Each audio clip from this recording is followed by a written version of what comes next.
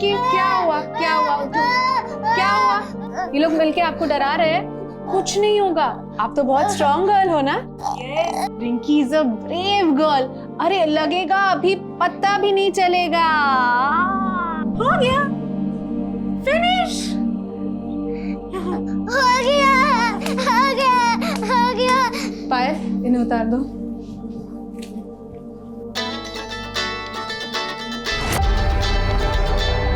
मैं तरस गई थी इसकी एक हंसी के लिए, और आपकी बातों में तो जादू है मैम। जैसे इसका दमा ठीक हो गया है, वैसे ये भी ठीक हो जाएगी, है ना रिंकी? हो जाएगी, हो जाएगी। Thank you ma'am. अगले हफ्ते फिर आना। Payal, any more appointments? No ma'am. Okay.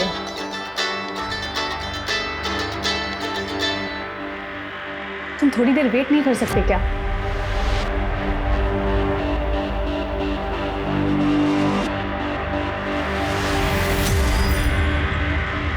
Hi doctor Revathi. Hi doctor Manish, I will see you. कहाँ जा रही हो? Come on, I will drop you. No sir, that's okay, मैं ऑटो ले लूंगी। अरे कहाँ ऑटो में जाओगी? बाहर कितना पोल्यूशन है and your skin is so sensitive. Sir, मैं घर नहीं जा रही हूँ, मैं बाहर जा रही हूँ, कोई मेरा वेट कर रहा है। So I will see you.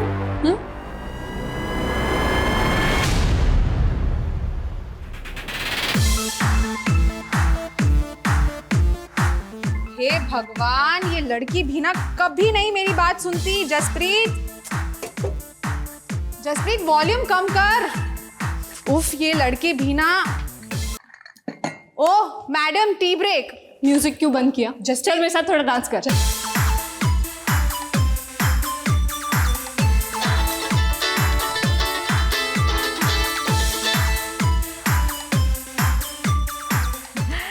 Hello पापा, नमस्ते, कैसे है? इतना महंगा सामान भेजने की क्या जरूरत थी?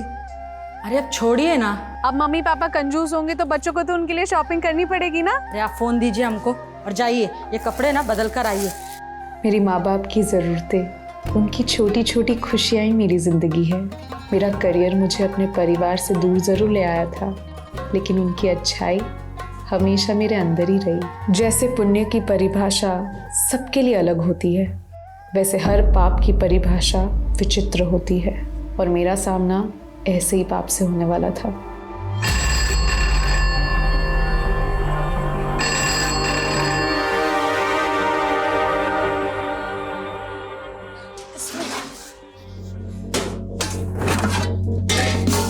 अरे इसमें भी नहीं है। चूहा खा गया। तुम लोग थोड़ा थोड़ा ये खा लो, जब पापा राशन लेके आएंगे ना तब।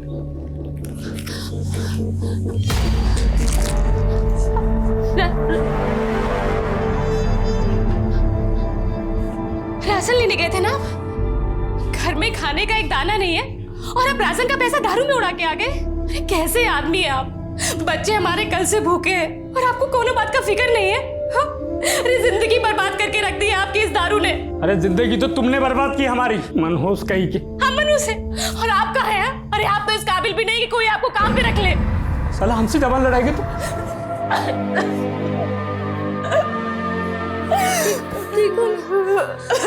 ठीक है, भूख लगा है ना, भूख लगा है। हम तुम लोग का पेट भरेंगे। रो मत, रो मत। अभी अब कुछ लेके आते तुम लोगों को खाने का। यही रहना।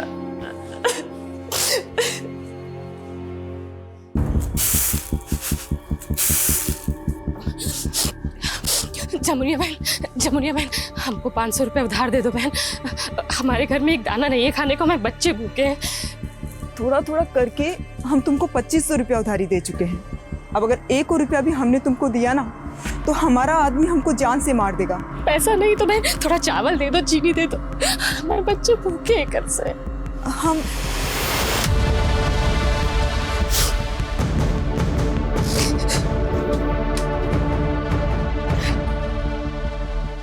कितना बार तुमको बोले हैं हम कि को चौखट पर मत खड़ा होने दिया करो, समझ में नहीं आता तुमको? देखो सरस्वती, मुफ्त में दुनिया में कुछ भी नहीं मिलता है। पैसा दोगी तभी राशन मिलेगा। भैया हम आपकी दुकान में कोई भी काम कर लेंगे भैया। हमारे बच्चे छोटे छोटे, उन्होंने कुछ नहीं खाया भैया। कल से थोड़ा राशन दे दो भैया, थोड़ा राशन दे दो। अम्मा नहीं आई अभी। अरे क्या कर रही है? खाली है वो, कुछ नहीं है उसमें। हमें बहुत भूख लगा है। भूख तो हमको भी लगा है। चिंता मत करो बच्चों, देखो कितना सारा राशन लाए हैं।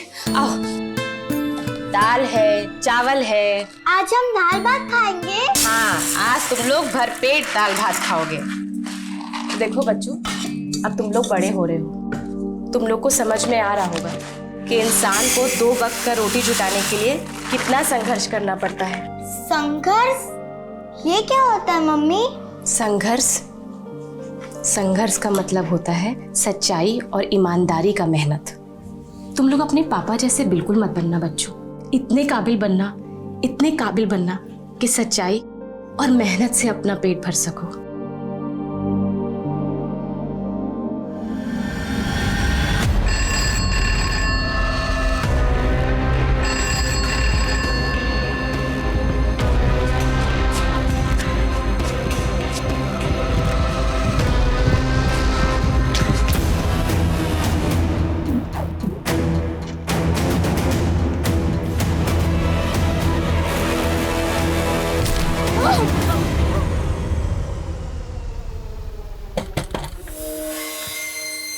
अरे क्या हुआ? अब कहाँ आई हो? वो हम जमुनिया से कुछ पैसा उधार लिए थे, वही लौटाने आए हैं। ये आप रख लीजिए। क्या कर रहे हो? जमुनिया देखते क्या कर रहा? उसको अभागन बोल के आप हमको उसके साये से भी दूर रहने का बोले थे, और आप उसके साथ इतना गंदा हरकत कर रहे हैं। ये ज्यादा प्रवचन मत दे हमको। हट। प्रवचन नहीं दे रहे हैं, पत्नी है आपकी। अरे हट, पत्नी है साला, तुमको भी हम देख लेंगे और उसको भी। अरे अभी का नौटंकी है? अरे तुमको समझ में आ रहा है कुछ? पेट के बल लेटी हुई बच्चे का क्या होगा? पागल आ गई है जमुनिया। पता नहीं पैसे कहाँ छुपा के रखते थे। आजकल कहाँ गायब रहती तू? हाँ? चल क्या रहा है? घर में राशन बर्बादी, ऊपर से इतना पैसा लेके घूम रही। किसके साथ सो रही हो जो इतना पैसा दे रहा है? हम काम पर गए थे और आप हमारे ऊपर इतना गंदा लालचन लगा रहे। हम लालचन लगा रहे? हम देखिए, आपकी कमियों को भूल कर भी हम आपके संग रिश्ता निभा रहे, और आप हमें कुछ भी कहते। अरे तुम ये आंसू बहा के अपनी गलती छुपा रही हो। काम नहीं धंधा कर रहे हो तुम। बताओ। सरपंच जी, इसी मनहूस ने हमारी बीवी की जान ली है। पता नहीं क्या खिलाया जमुनिया को, उसने तभी तोड़ दिया। नहीं सरपंच जी, हम तो जमुनिया को उधार लौटाने गए थे और ये आदमी। बस, पिछले महीने तो चंपक के घर गई थी, तब उसका बच्चा मरा, और अब जोगिंदर की बीवी भी, जो पेट से थी। ये कोई संजोग नहीं है, ये तेरा प्रकोप का नतीजा है। ओझा जी ने जिस डायन का अंदेशा दिया था वो तू ही है, इसीलिए तुझे सजा देना जरूरी है, वरना तो एक एक करके हम सबका जान ले लेगी। सरपंच जी, हम कोई डायन मैन नहीं है। ले जाओ इस डायन को। पता नहीं क्या हो गया रेवती को, अभी भी उसका फोन बंद आ रहा है। वो रेवती ने अपने रूममेट का नंबर दिया था ना, उसको लगाइए आप जरा। मैसेज किया था उसने, फोन बनने के लिए दिया था ना, मैसेज उड़ गया होगा। कितनी बार कहा है आपसे कि जरूरी नंबर डायरी में लिखा करिए।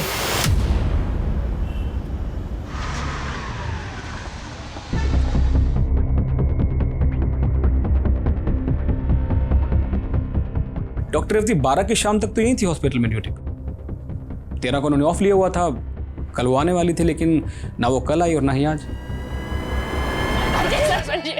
हम कोई डायन मैन नहीं है सर। अच्छा, तो नहीं है, तू बहुत खतरनाक औरत है।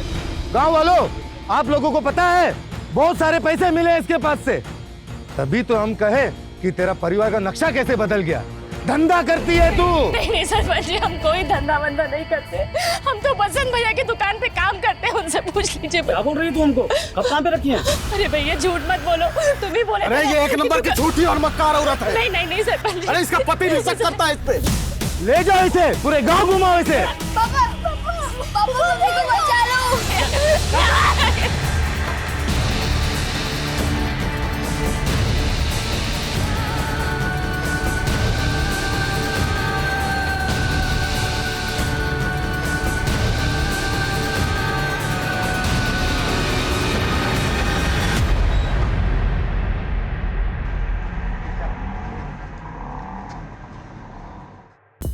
रेवती हॉस्पिटल से छुट्टी लेके गई थी, मतलब अपने मर्जी से गई होगी, आ जाएगी वापस। लेकिन साहब, रेवती का 4 दिन से फोन बंद आ रहा है। वो अपनी मर्जी से गई होती तो हम लोगों को बता के जाती। किसी लड़के वड़के के साथ चक्कर होगा और आप उस लड़के के खिलाफ होंगे, इसलिए वो भाग गई। नहीं साहब, ऐसा नहीं है। हमारी रेवती ऐसी नहीं है। आप रेवती की गुमशुदगी की रिपोर्ट लिख लीजिए बस। देखिए, आप हमें मत सिखाइए क्या लिखना है और क्या नहीं लिखना है। ऐसे केसेस रोज आते हैं यहाँ पे और आखिर में वही निकलता है, लड़का लड़की का चक्कर। शिंदे, नंबर लिहून घ्या यांचा।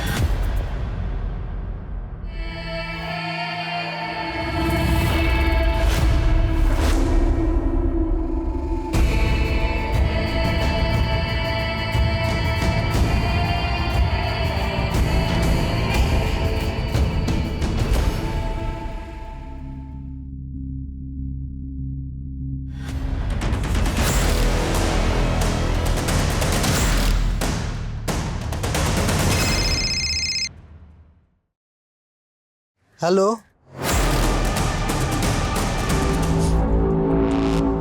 सरपंच जी, पहले आपका हक है, जाइए निकालिए भड़ास।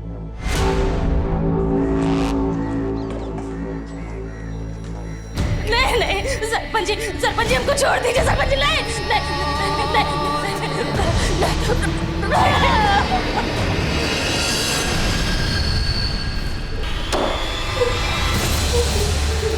अब देख क्या है।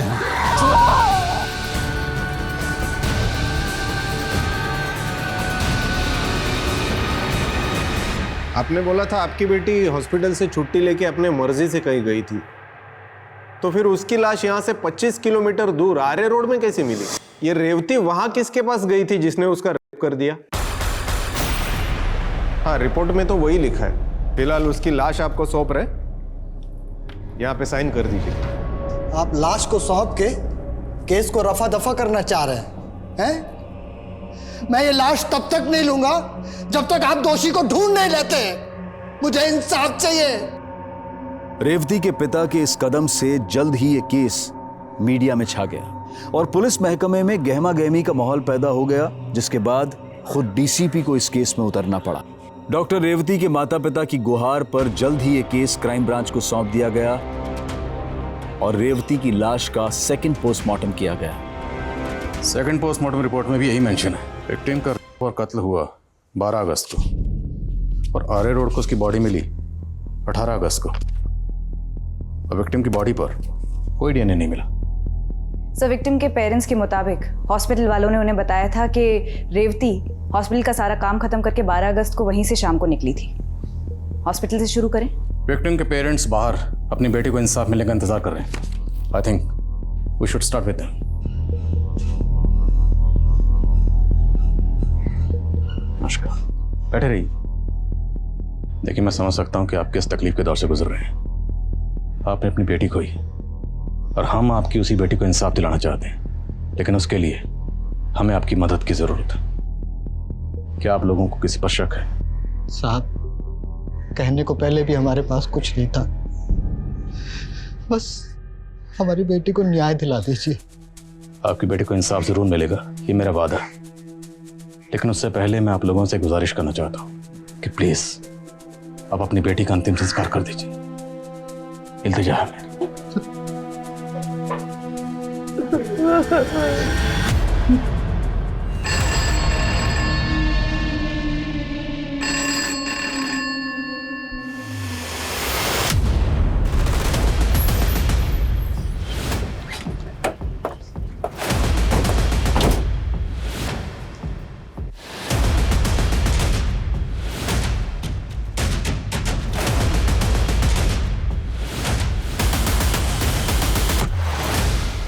तक जो कुछ भी हुआ उससे हम सब भी हैरान हैं।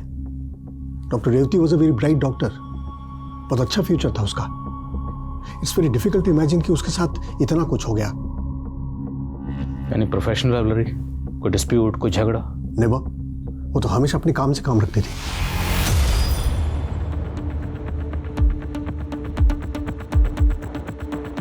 सर, ये 12 अगस्त की फुटेज है, जिस दिन डॉक्टर रेवती को यहाँ आखिरी बार देखा गया था।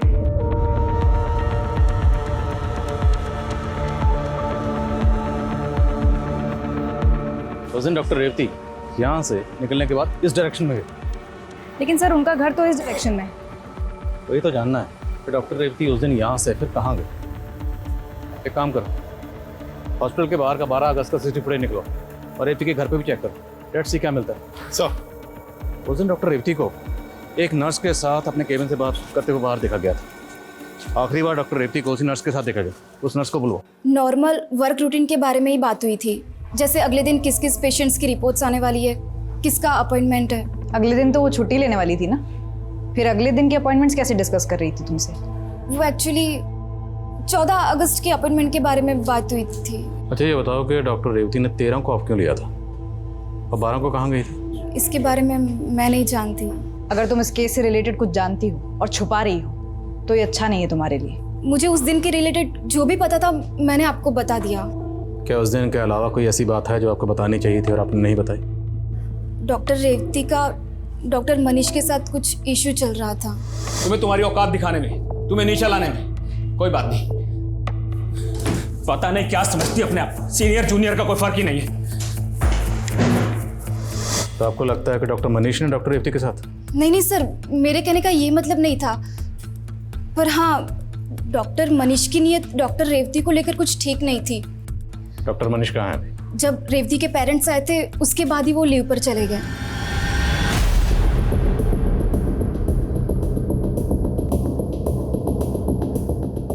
ये लैपटॉप रेवती का है? हाँ सर। जसप्रीत, रेवती के साथ हॉस्पिटल में काम करने वाले लोगों ने हमें बताया कि उसका किसी के साथ कोई इशू था। तुम तो उसकी रूममेट हो, फ्रेंड हो, कुछ बताया था उसने कभी? सर इशू का तो नहीं पता, पर वो थोड़ी परेशान सी थी। परेशान? किस तरह की परेशानी? उसे ये गिल्ट था कि उसके एक पेशेंट की जान चली गई थी। मैंने एक पेशेंट को गलत इंजेक्शन दे दिया और वो मेरे सामने, एक डॉक्टरों के भी कुछ नहीं कर पाई। जसप्रीत बेटा, उस दिन हम लोग रेवती के बारे में पूछ रहे थे तो तुमने इस बारे में कुछ बताया ही नहीं। अंकल, रेवती ने बताने से मना किया था और तभी मुझे नहीं पता था कि रेवती की मौत। आइए आइए, चलिए जल्दी चलिए जल्दी। आइए देखिए देखिए क्या हो गया। हम सुबह सुबह आके देखे थे। आइए देखिए देखिए सरपंच जी, देखिए। नहीं ये भाग गई, वो भाग गई सरपंच जी, भाग गई। तुम लोग ढूंढो, चलिए निकलिए निकलिए। सरपंच जी इधर भी नहीं है। यहाँ भी नहीं है सरपंच, वो भाग गई। अरे ढूंढो उसे, कहीं पूरे गांव पे भारी ना पड़ जाए। ढूंढो। बोले डीन साहब, अभी आप चुप क्यों? इज़न्ट इट ट्रू कि रॉन्ग मेडिसिन की वजह से आपके हॉस्पिटल में किसी पेशेंट की डेथ हुई थी? जी सर, हुई थी, but it was just an accident sir. Doctor Revathi, there is an emergency. Sanyukt अभी तक आई नहीं है, so I need your help. Come with me, come fast. Saline लगाओ, ओटी रेडी करो, 5 मिनट में शिफ्ट करेंगे। सर पेशेंट की हालत तो बहुत खराब हो रही है। रेवती, वो ट्रे में वो इंजेक्शन जल्दी लगाओ फटाफट।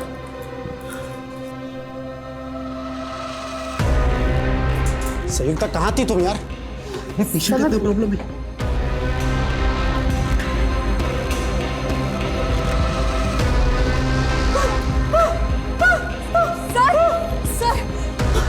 ऑक्सीजन दो रेवती जल्दी।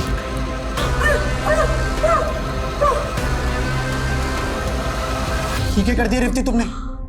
कौन सा इंजेक्शन दे दिया तुमने? सर मैंने तो यही इंजेक्शन लगाया था जो आपने मुझसे कहा था। उसके बाद पेशेंट की मौत हो गई सर, और घर वालों ने बहुत हंगामा मचाया। अरे क्या कर रहे हो मुझे? अरे तूने मेरी माँ की जान ली है। छोड़ूंगा नहीं तुझे, छोड़ मुझे। हमने बड़ी मुश्किल से पेशेंट की फैमिली को शांत किया और एक इंटरनल इंक्वायरी की, and I check myself sir, तो पता चला कि पेशेंट को जो इंजेक्शन दी गई थी उस बॉटल की लेबल ओरिजिनल थी, लेकिन इंजेक्शन में दवाई अलग थी सर, और उस दवाई की वजह से पेशेंट की मौत हो गई। तो कैन यू एक्सप्लेन मी कि राइट लेवल की बॉटल में दूसरी दवाई कैसे आ गई? मुझे कुछ नहीं मालूम सर, शायद दवाई बदल दी गई हो।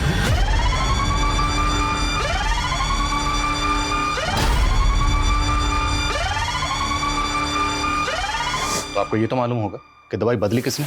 I just don't know sir, लेकिन हम लोग इंटरनल इंक्वायरी कर रहे हैं। जिस दिन ये सब हुआ उस दिन की सीसीटीवी फुटेज कहाँ है? मैनेजमेंट के प्रेशर की वजह से वो सारी फुटेज डिलीट कर दी गई थी। डॉक्टर नकुल और डॉक्टर संयुक्ता कहाँ है? सर हमने उन दोनों को कंपल्सरी लीव पर भेज दिया है। आपके पास हम दोनों की डिटेल्स होगी? जी सर। पायल, हमें पता चला तुम वहाँ मौजूद थी जहाँ वो पेशेंट गलत मेडिकेशन की वजह से मारी गई थी। हमने तुमसे कहा था कि कुछ भी मत छुपाना, तुमने हमसे इतनी बड़ी बात छुपाई। मैम, हमें इंस्ट्रक्शंस थे कि इस केस के बारे में कहीं कोई बात लीक नहीं होनी चाहिए।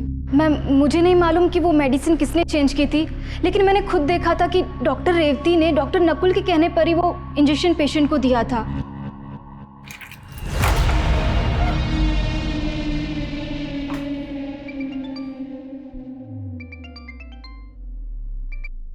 हाँ नकुल, बोलो। ये रेवती का मामला तो कुछ ज्यादा ही बढ़ता जा रहा है। आई थिंक हमें अंडरग्राउंड होना पड़ेगा। सरपंच जी, सरपंच जी, वो वहां मिल गई है, वहां पड़ी हुई है। चलो सरपंच जी, ये देखिए, हम हल्का होने जा रहे थे तभी हमने देखा यहाँ पर। देखो सरपंच जी तो मर गई। अरे ये मरी नहीं है, नहीं है, पता नहीं कब जिंदा हो जाएगी। इसके शरीर की ऐसी हालत करो कि ये फिर से अपने शरीर में ना घुस पाए। उठाओ पत्थर, पत्थर उठाओ। जैसे ही कुछ पता चले मुझे तुरंत अपडेट करो। सर, डॉक्टर नकुल और डॉक्टर संयुक्ता दोनों गायब हैं। दोनों के नंबर्स भी बंद आ रहे हैं। हालांकि मैंने दोनों के नंबर सर्वेलेंस पे डाल दिए हैं, पर जिस तरीके से ये दोनों अंडरग्राउंड हुए, ऐसा लगता है कि रेवती के मर्डर केस से इनका जरूर कोई लेना देना है। और डी नित्यानंद ने बताया था कि पेशेंट की मौत इंजेक्शन की डोज बदलने की वजह से हुई।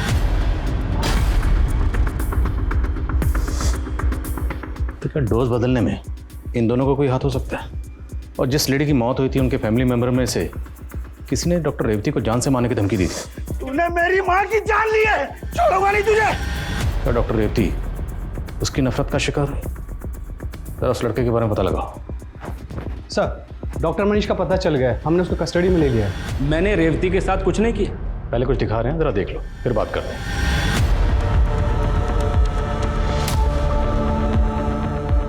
ये कौन है?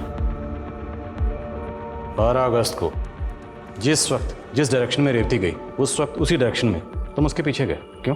सर, अगर रेवती का और मेरा एग्जिट टाइम सेम है और जिस डायरेक्शन में वो गई मैं भी उसी डायरेक्शन में गया, तो मैं कल्प्रिट हो गया। सर, रेवती के मर्डर से मेरा कुछ लेना देना नहीं है। Please believe me. Sir, Revathi के कॉल रिकॉर्ड में एक आनंद नाम के लड़के का नंबर मिला है जो इंदौर के एड्रेस पर रजिस्टर्ड है। सर, 12 अगस्त को आनंद का फोन भी शिवाजी नगर में एक्टिव था, जहां रेवती का फोन बंद हुआ था। इंदौर? रेवती भी इंदौर की रहने वाली थी।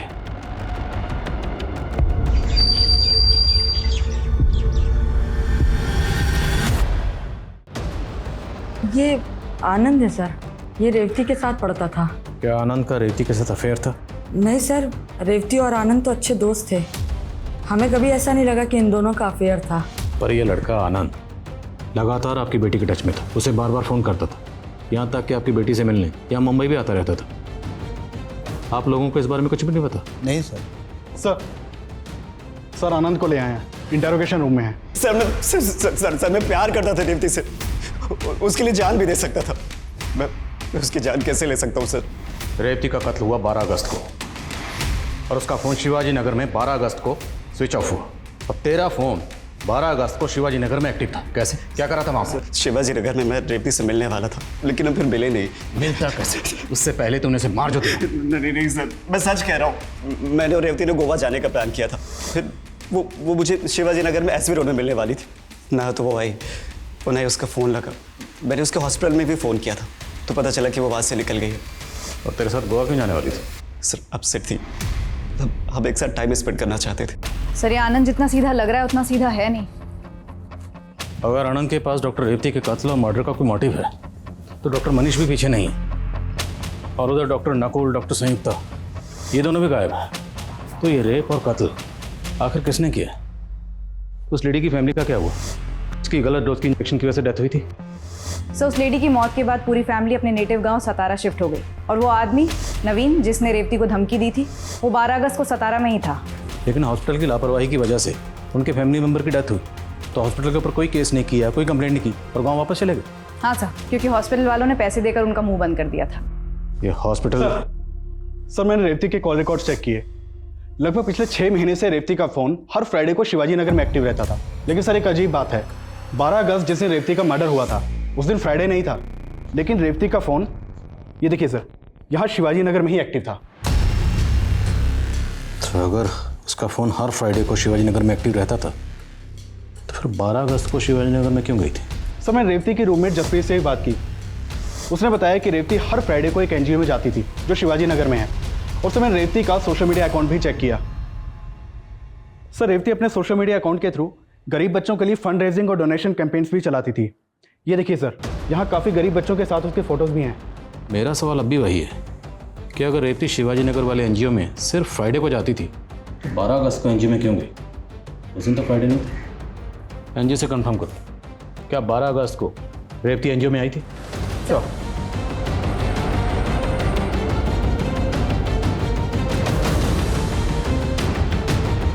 ये बात सच है मैडम कि रेवती यहाँ बच्चों के साथ वक्त बिताने आती थी, लेकिन 12 अगस्त को संडे था, वो उस दिन यहाँ नहीं आई थी। तो फिर वो इस एरिया में और कहाँ जा सकती है? क्या आपको कोई आइडिया है आसपास कोई ऐसी जगह जहाँ वो आती जाती हो? नहीं, इस बारे में तो मुझे कुछ नहीं मालूम, लेकिन हाँ 10 अगस्त को यहाँ आई थी। बाय बच्चों, bye, see you guys, bye bye bye. और वो अपनी एक डायरी यहाँ भूल गई थी। मैंने सोचा नेक्स्ट फ्राइडे आएगी तो उसे दे दूंगी, लेकिन उसके पास से उसका फोन ही बंद आ रहा है। वो डायरी आप हमें दे दीजिए। जी सर, डायरी देखकर लगता है रेवती रोजाना डायरी लिखती थी। 9 अगस्त तक की एंट्रीज उसमें हैं।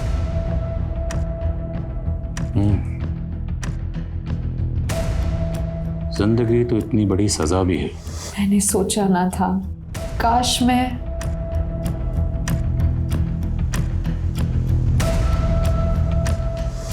तो कुछ फलसफा सा लिखा हुआ, जो लिखा गया है वो अधूरा है और लिखने के बाद काटा गया। आखिर इन अल्फाजों का राज क्या है? क्या इस डायरी का रेवती के कत्ल और मर्डर से कोई ताल्लुक हो सकता है? अगर रेवती रोजाना डायरी लिखती थी तो शायद इसमें उस दिन का भी जिक्र होगा जिस दिन गलत डोज की वजह से उस लेडी की मौत हुई थी। डेट क्या थी? 14 जुलाई।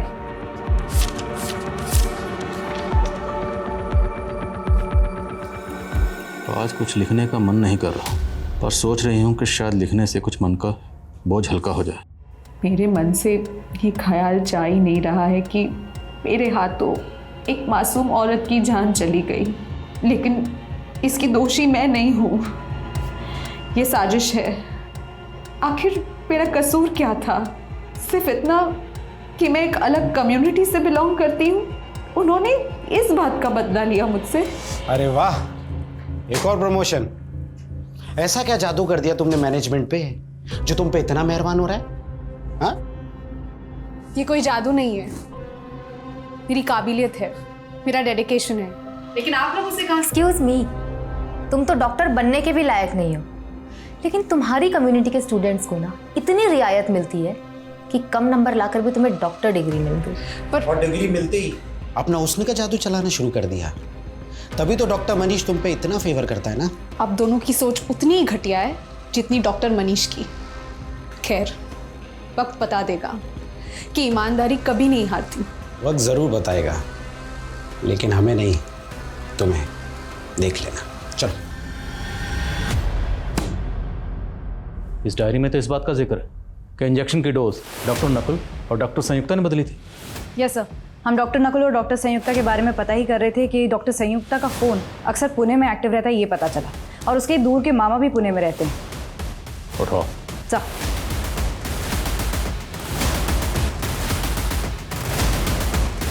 डॉक्टर संयुक्ता, तुमने और डॉक्टर नकुल ने मिलकर किस बात का बदला लिया डॉक्टर रेवती से?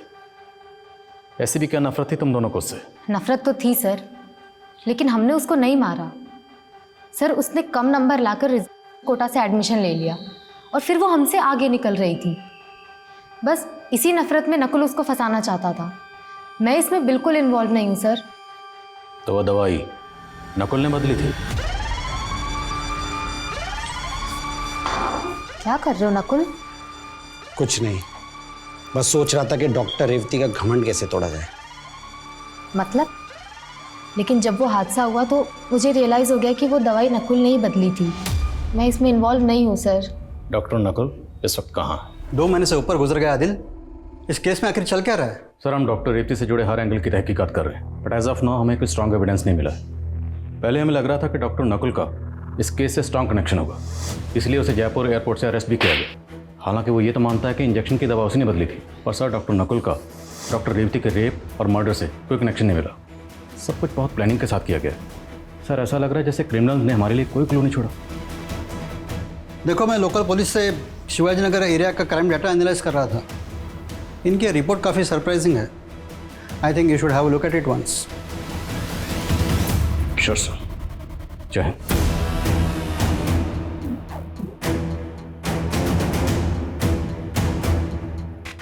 इस रिपोर्ट के मुताबिक 1 अगस्त से लेके 1 अक्टूबर के बीच में शिवाजी नगर में चोरी, स्नैचिंग, लूटपाट इन सब वारदातों में 70% की कमी आई। सर लेकिन इस डेटा का हमारे केस से क्या कनेक्शन? कनेक्शन है। डॉक्टर रेवती का मर्डर कब हुआ? 12 अगस्त। और अगस्त के महीने में ही शिवाजी नगर में चोरी, लूटपाट और चेन स्नैचिंग इन सब वारदातों में 70% की कमी आई। शिवाजी नगर पुलिस से कॉन्टैक्ट करो। जिस भी ऑफिसर ने ये रिपोर्ट तैयार की है उससे बात करो। सर।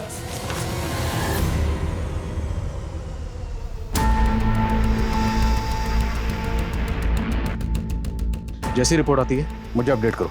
सर, मेरी शिवाजी नगर पुलिस से बात हुई। उनका एक ऑब्जर्वेशन है, शिवाजी नगर में एक सिग्नल के पास कई भिखारी बैठते थे जो अगस्त महीने की शुरुआत से ही गायब है। लोकल पुलिस को लगता है कि इन क्राइम्स में उन लोगों का हाथ हो सकता है। और अगस्त में डॉक्टर रेवती का कत्ल और रेप हुआ तो मुमकिन है ये सारे इसलिए अंडरग्राउंड हुए होंगे कि कहीं पुलिस इन्हें डॉक्टर रेवती के केस में अंदर न कर दे। या ये भी मुमकिन है कि इन्हीं में से किसी ने डॉक्टर रेवती का कत्ल और मर्डर किया। तुमने डॉक्टर रेवती के सोशल मीडिया अकाउंट से उसकी कुछ पिक्चर कैप्चर की थी। जी सर। उन सारे बच्चों को आइडेंटिफाई करो और सबसे बात करो। सर, रेवती के साथ एनजीओ के जिन बच्चों की फोटोज हैं उन सभी से पूछताछ की, लेकिन कोई इन्फॉर्मेशन नहीं मिली। एक फोटो ऐसी है जिसमें रेवती के साथ जो लड़की है जो एनजीओ की नहीं है। अगर ये बच्ची एनजीओ की नहीं है तो कौन है? देखने में किसी गरीब घर की लगती है। शिवाजी नगर सिग्नल के आसपास लोगों से पूछो और पता लगाओ ये बच्ची कौन है। सर।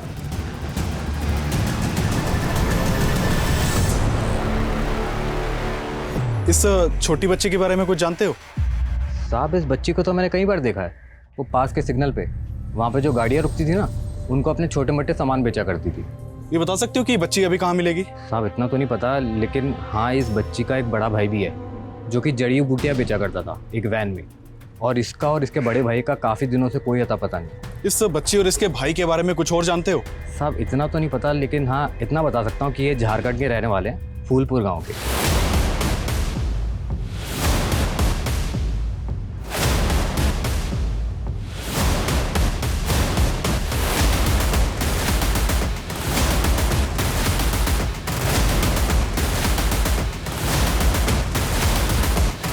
जानते हैं इसको?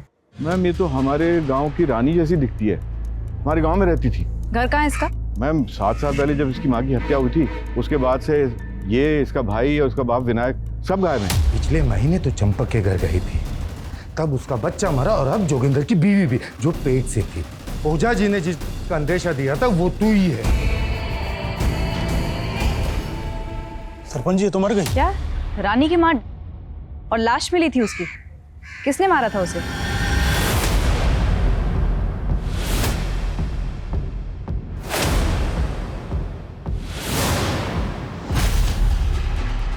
देखिए साहब, इस बच्ची के बारे में तो हमें नहीं पता। वैसे 7 साल हो गए थे रानी को देखे।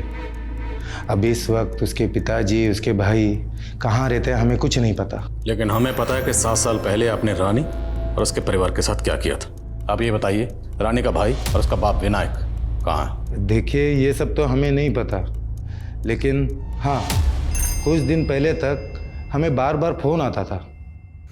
हेलो हेलो, हाँ मुखिया जी, हम विनायक के बेटे प्रिंस बोल रहे हैं। हमको अपने पापा से बात करना है, आप उनको बुलवा सकते हैं? अरे क्यों परेशान करते हो? कितनी बार कहा है तुम्हारे पिताजी इस गांव में नहीं रहते? साहब, वो लगातार हमें फोन करता रहा। हम इतना परेशान हो गए थे कि गुस्सा आके फोन ही तोड़ दिए।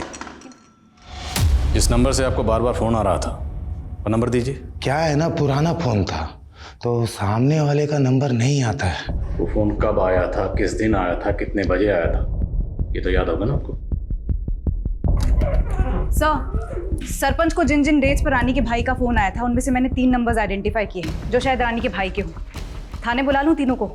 No, don't call. अगर इन तीनों में से कोई भी इस जुर्म से कनेक्टेड हुआ तो अलर्ट हो जाएगा, फरार होने के पूरे चांसेस हैं। चूहे का अगर उसके बिल से बाहर निकालना है तो उसे रोटी का टुकड़ा डालना होगा। डालो टुकड़ा। हेलो सर, मैं इजी लॉटरी से बोल रही हूँ। आपका नंबर एक लकी ड्रॉ में सिलेक्ट हुआ है, कॉन्ग्रेचुलेशंस। आपको 50,000 तक के गिफ्ट दिए जाएंगे। वो गिफ्ट हम खुद आप तक पहुँचाएंगे। आप अपना एड्रेस दीजिए प्लीज़। हाँ हाँ ठीक ठीक, आप पता लिखिए। 25।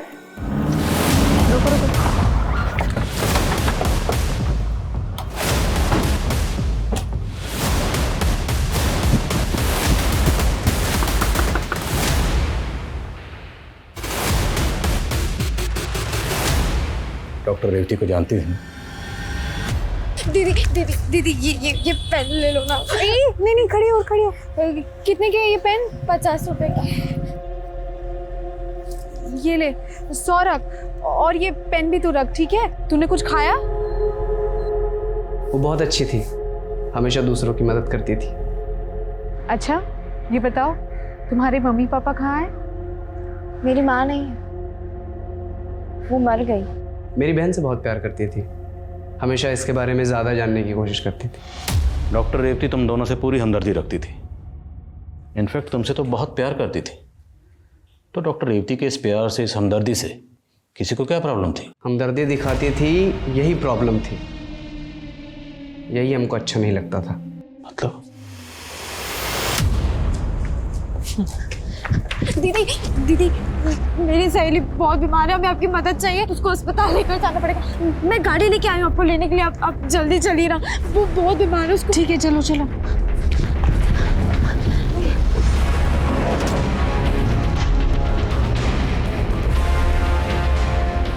अरे ये तो हॉस्पिटल का रास्ता नहीं है। कहाँ जा रहे हैं हम? शॉर्टकट से जा रहे हैं।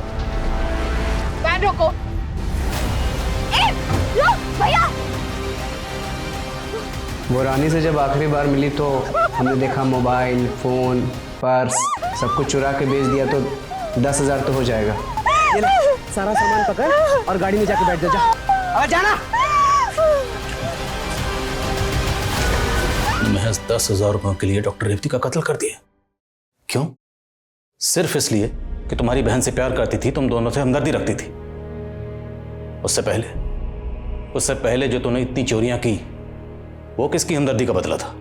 माँ के मौत के बाद ही आत्मा मर गई थी साहब। सिर्फ पैसा नजर आता था। अगर पैसा होता ना तो हमारी माँ नहीं मरती। अपनी बहन को अच्छी जिंदगी देने के लिए हम ऐसे हो गए। रेप क्यों किया? अगर तुम्हारी माँ जिंदा होती ना तो उसे शर्म आती कि तुम्हारे जैसा बेटा पैदा किया। और जिस बहन की जिंदगी बनाने के लिए तुमने रेप और कत्ल किया, तुम्हें पता है तुमने अपने साथ साथ इस मासूम की जिंदगी बर्बाद कर दी। रेवती एक ब्राइट डॉक्टर थी, लेकिन सिर्फ कुछ पैसों के लालच में उसकी हत्या कर दी गई, जिससे उसके माता पिता समेत सब लोग सकते में हैं। रानी और प्रिंस के बयान के मुताबिक उनकी मां सरस्वती को जोगिंदर, सरपंच अजीत और बाकी गांव वालों ने पत्थर मार मार कर मार दिया था। इस खबर के बाहर आने के बाद वहां के डीएम ने जांच के आदेश दिए और 7 साल पुराने इस केस में दोबारा से इन्वेस्टिगेशन शुरू हुई। उम्मीद है कि सरस्वती के दोषियों को सजा मिलेगी, लेकिन हमें यह भी सोचना होगा कि रानी और प्रिंस जैसे नाबालिग बच्चे इतने कठोर क्यों बन गए कि उन्हें इस हत्या का जरा भी मलाल नहीं। अब मैं अनूप सोनी आपसे विदा लेता हूं, फिर मुलाकात होगी क्राइम पेट्रोल सतर्क में एक और नए केस के साथ। तब तक अपना और अपने परिवार का ख्याल रखें, सतर्क रहें, सुरक्षित रहें और देखते रहें क्राइम पेट्रोल सतर्क। जय हिंद।